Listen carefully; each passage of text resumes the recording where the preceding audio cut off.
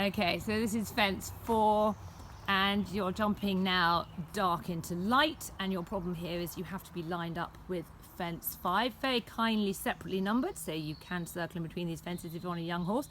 You don't have to link the two fences. It's a standard 3 stride if you walk the right line, and it's slightly curving to the left.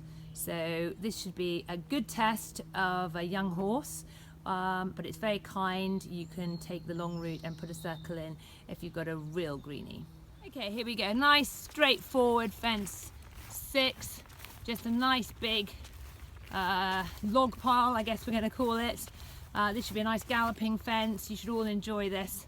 And then we've got a nice question of fence 7, which I think is a quarry. Let's go have a look. Okay, so here we approach fence 7, and we are looking at a drop fence.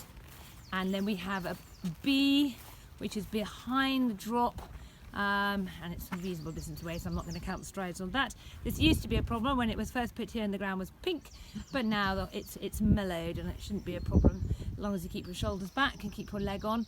And you need to ride positively forward to your spooky little skinny over there, but they've kindly put trees on either side.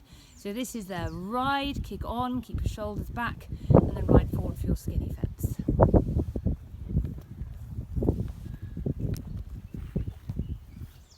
Here we have fence 8, very straightforward roll top. You've gone through the woods, so you need to keep the horse's attention, but it's a very inviting fence, although the path has disappeared to the right on landing, and in fact you have some nice combination of a ditch, I believe, round the corner, so let's go and have a look at that. So you're going to come out of the woods, and then you're going to see, the horse is going to see a combination of fences, and you need to let your horse know which one is yours. So pick your line early, and you're going to realise as you get closer there's a ditch. Your horse won't know it's a ditch, so ride very positively and look and focus on the fence beyond. Keep your shoulders back and be ready. Don't let the horse hesitate. Remember, even a sideward step, a slighter step backwards rather, will give you 20 penalties out of the fence below 30 centimetres. So don't hang about, don't let the horse think twice. Really attack, look up, and the horse won't see the ditch until it's too late. Don't do this, don't look down it like that. Keep your eyes up, keep your shoulders back, and let him focus on part B. And you're over that and you'll be absolutely fine. Okay, fence 10 is on a mound. I just come back, you can see. So you have to remember to ride forward. Any hill that's uphill, you've got to attack, ride forward. It's nice, gentle, small fence, but there is a little bit of a drop on landing, so be aware as the horse jumps in big that you're going to have to stay in balance. It should ride well. And now we join the dots, which is my phrase for effectively going straight from fence to fence. We join the dots and we go ahead to a hill fence. Fence number, what fence is next, guys? Number? 11. We're looking for fence 11. We're walking towards fence 11 here. We've got a double step up, followed by a decent brush, and I think to work out the striding, we're looking, getting straight. Here you have to pick your line. I would suggest going up the steps so that you're exactly in line with the C element. Remember, as it's listed A, B, C, you cannot circle or deviate between, whoops, me climbing the fence, the 3 fences. You have to ride the line consistently. Not even bothering to stride that out. Probably going to be one little hop there. This I will stride 1, 2, 3, 4, 5, 6, 7, 8, 9, 10, 11.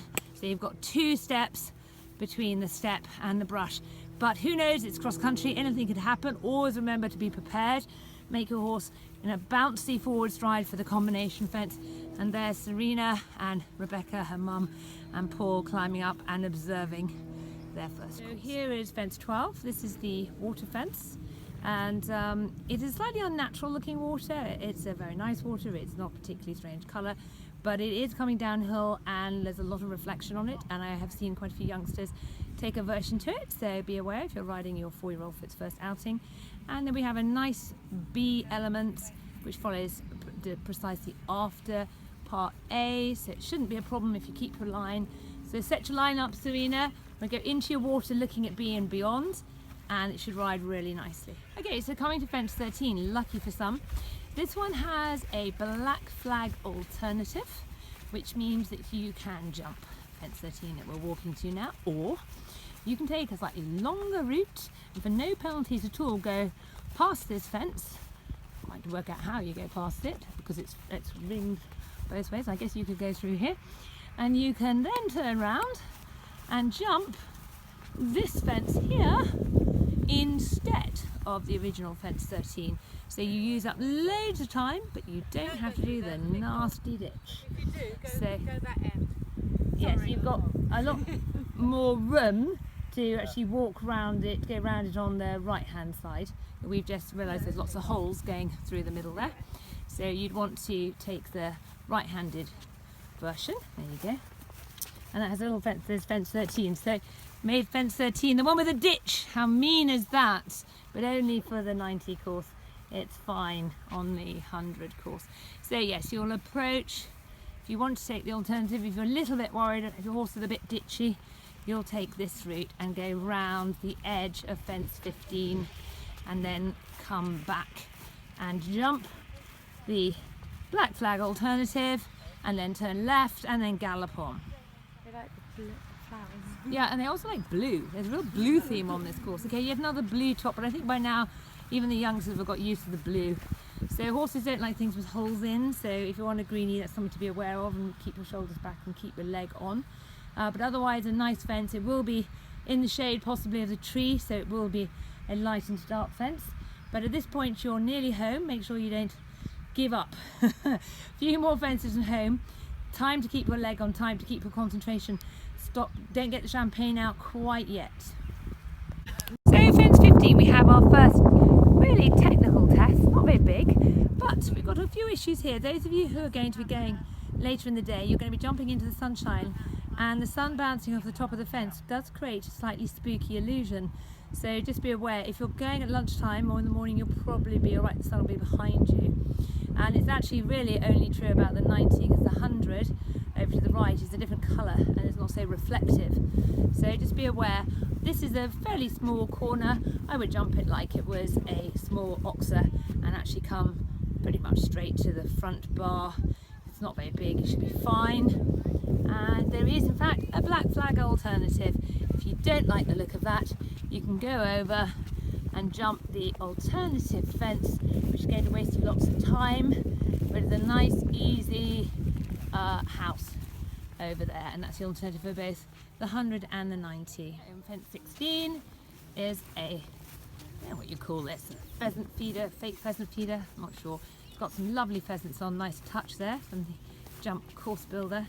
And you're one fence from home now, and you're going to be galloping towards your last fence downhill, so keep your balance and make sure you get your line. The last fence is fully coloured and probably needs a bit of jumping as well, so especially on a young horse, don't make any assumptions about the last fence. But now you should start thinking about how to get him over the last fence and get through that finishing. That might be the house with the yard. Nice house. Yes, it is. Big. No pressure, Serena. Where are you going to put that up? It's going to go on Facebook. Your potato stand. The whole thing's going to go on Facebook. I have Ridewell Training Grassroots page, and yeah, Ridewell Academy of Grassroots Training, and so that's what I do. So I teach people. And this is Serena is doing her first event at Rackham tomorrow. So excited. What time are you going? Do you know? What's the cross country? Cross country. We don't bother about all that horse dancing and show jumping. 12:30. Well, the lights will be better. No. Yes, it won't be, especially at the corner, which is quite 2:30. nasty going into the sun. No, she's going a bit earlier, so you'll be all right. And he's a good boy as well, so he should be a good lad. Going to take her around. So she's got to do 2 90s. Then she's hoping to go 100 at Brightling because she's hoping to get to Aldon. So the goal is Aldon this year and then one slot next year. Wow. She's a very ambitious young lady. She's done lots of show jumping before. She's been jumping 130 show jumps, so these seem quite small, but it's a different sport. I'm having to learn the dressage, but so I have great confidence in her ability. It's a nice course, but it's a lot of steering and a lot of you've got to walk the course at least once because it gets really Oh, really? because it's very busy. You've got horses coming towards you, sort of going. "Oh, It's easy to get lost out now, don't here. forget, you're actually. not going to be the only person on the course. Yeah. Yeah, yeah, you hadn't thought about that. No, no, exactly. What happens if she catches somebody up? Does that ever happen? That does happen. And The jump judges, the we jump will, judge we should will sort it. say let one pull. The jump judges will pull one horse aside to let the other one go. Yeah, the horse that's Wow. coming through has the right of way. Yeah. But don't do what I do once, Fish. I actually jumped someone in the ditch. I was so lucky not to get told off really, really. But that happened. I won, but I couldn't stop in time. That was your It was excuse. really bad. It was really, really bad. But don't do that. Don't do that at all. Ever, ever, ever, ever. You'd like to be banned for 3 months now. It was a long time ago.